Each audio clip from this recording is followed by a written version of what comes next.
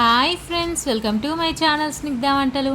ఈరోజు రెసిపీ వచ్చేసి సేమియా పాయసం అండి. చిక్కగా చాలా టేస్టీగా ఉంటుంది. రోజంతా చిక్కబడకుండా చాలా బాగుంటుందండి ఈ సేమియా పాయసం మాత్రం. నేనైతే సగ్గుబియ్యం అలాగే సేమియాతో చేశాను. చూడండి ఎంత థిక్గా వచ్చిందో కన్సిస్టెన్సీ అనేది. ఈ సేమియా పాయసం ఈ ప్రాసెస్లో చేశారంటే గిన్నె మొత్తం ఒక్కరే ఖాళీ చేస్తారండి, అంత బాగుంటుంది. ఒకసారి అయితే ఈ ప్రాసెస్లో సేమియా పాయసం చేసేయండి. రోజంతా చిక్కబడకుండా చాలా టేస్టీగా అయితే ఉంటుందండి ఈ సేమియా పాయసం మాత్రం. దీనికోసం అయితే పావు కప్పు వరకు సగ్గుబియ్యాన్ని తీసేసుకోండి. ఇలా సగ్గుబియ్యం తీసేసుకొని వాటర్ వేసి బాగా వాష్ చేసి మళ్ళీ ఫ్రెష్ వాటర్ వేసేసుకొని నానబెట్టేసుకోండి. ఇప్పుడు ప్యాన్ పెట్టేసుకొని 1 టీ స్పూన్ వరకు నెయ్యి వేసేసుకొని డ్రై ఫ్రూట్స్ని అయితే వేయించేసుకోండి. మీకు నచ్చిన డ్రై ఫ్రూట్స్ ఏవైనా వేయించేసుకోవచ్చు. మనం వేసుకున్న డ్రై ఫ్రూట్స్ అనేది మంచిగా కలర్ రానివ్వండి. ఇలా మంచి కలర్ వచ్చేసిన తర్వాత వీటిని పక్కకు తీసేసుకోవాలి.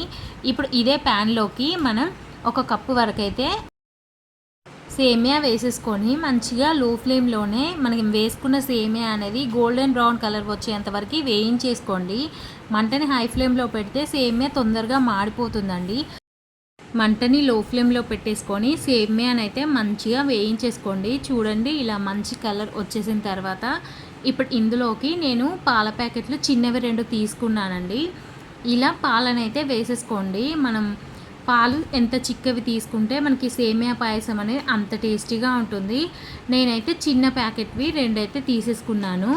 ఇలా పాలైతే వేసేసుకోండి. ఇలా పాలు వేసేసుకున్న తర్వాత మొత్తం ఒకసారి అయితే కలిపేసుకోండి. మీకు కావాలంటే ఒక చిన్న టీ గ్లాస్ వరకు వాటర్ని వేసేసుకోవచ్చు, లేదంటే మొత్తం పాలతో చేసుకుంటే చాలా బాగుంటుందండి. ఇప్పుడు ఇందులోనే 1/2 కప్పు వరకు అయితే పంచదారని వేసేసుకుంటున్నాను. ఇలా పంచదార వేసేసుకున్న తర్వాత మొత్తం ఒకసారి కలిపేసుకోండి. ఇప్పుడు మనం ఒక 2-3 నిమిషాలు కుక్ చేసేసుకోండి. ఇలా 2-3 నిమిషాలు కుక్ చేసేసుకున్న తర్వాత మనం నానబెట్టేసుకున్న సగ్గుబియ్యం ఉన్నాయి కదండి, అవైతే వాటర్తో సహా అయితే సగ్గుబియ్యాన్ని వేసేసుకోండి. ఇలా సగ్గుబియ్యం వేసేసుకొని మొత్తం ఒకసారి కలిపేసుకోవాలి. ఇప్పుడు మంటని లో ఫ్లేమ్లో పెట్టేసుకొని మనకి ఒక 5 నిమిషాల పాటు సేమియాని అయితే కుక్ చేసేసుకోండి. ఇలా 5 నిమిషాలకి సేమియా అయితే మనకి కొంచెం చిక్కబడిపోతుంది కదా.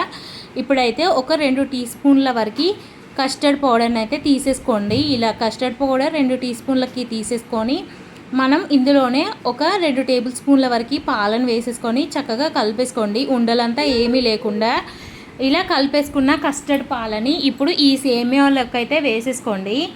ఇలా వేసేసుకున్న తర్వాత మొత్తం ఒకసారి కలిపేసుకొని ఒక 2 నిమిషాలకే స్టవ్ ఆఫ్ చేసేసుకోండి. మనం కస్టర్డ్ పౌడర్ వేసేసుకున్నాం కాబట్టి సేమియా అయితే మరింత చిక్కగా అయిపోతుంది. ఇలా కస్టర్డ్ పాలు వేసేసుకొని ఒక 2 నిమిషాలు కలిపేసుకొని దించేసుకుంటే మనకి సేమియా పాయసం అయితే రెడీ అయిపోయిందండి. చూడండి సేమియా పాయసం ఎంత చక్కగా కనిపిస్తుందో. టేస్ట్ అయితే చాలా బాగుంటుందండి. మీరు ఎప్పుడు ఒకే రకం సేమియా పాయసం కాకుండా ఇలా ఒక్కసారి ట్రై చేయండి. టేస్ట్ అయితే చాలా బాగుంటుందండి. ఇలా వేడిగా తినడం కాకుండా ఫ్రిడ్జ్లో పెట్టేసుకొని చల్లగా తింటే చాలా బాగుంటుంది. మీరైతే ఈ ప్రాసెస్లో ట్రై చేయండి, చాలా టేస్టీగా ఉంటుందండి ఈ సేమియా పాయసం మాత్రం.